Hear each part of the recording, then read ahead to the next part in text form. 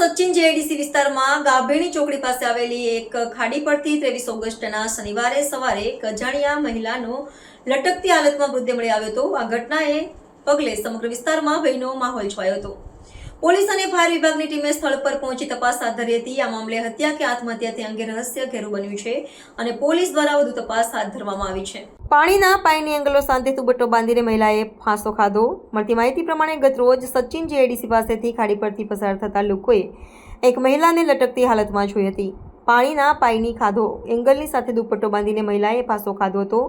આ દ્રશ્ય જોઈને સ્થાનિક લોકોમાં ગભરાટ ફેલાયો હતો અને તાત્કાલિક પોલીસને જાણ કરી હતી। મૃતક મહિલાની ઉંમર આશરે 25 થી 30 વર્ષ હોવાનું અનુમાન છે, પરંતુ તેની ઓળખ હજુ સુધી થઈ નથી। ઘટનાની જાણ થતાં જ સચિન જેઆઈડીસી પોલીસ સ્ટેશનના સબ ઇન્સ્પેક્ટર પીબી ગોલની ટીમ ઘટના સ્થળે પહોંચી હતી। પોલીસના જણાવ્યા મુજબ મહિલાએ દુપટ્ટાથી ફાંસો ખાધો છે, પરંતુ આત્મહત્યા કે હત્યા તે અંગે કોઈ ચોક્કસ નિષ્કર્ષ પર પહોંચી શકાયું નથી।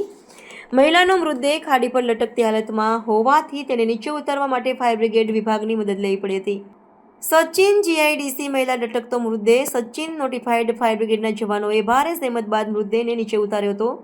ત્યારબાદ મૃતદેહને તાત્કાલિક પોસ્ટમોર્ટમ અર્થે સુરતની સિવિલ હોસ્પિટલમાં ખસેડાયો છે। પોલીસ હાલ તમામ દિશામાં તપાસ કરી રહી છે। પ્રાથમિક દ્રષ્ટિએ આ ઘટના આત્મહત્યા લાગી રહી છે, પરંતુ ઘટના સ્થળના સંજોગો જોતા હત્યાની શક્યતાને પણ નકારી શકાય નહીં।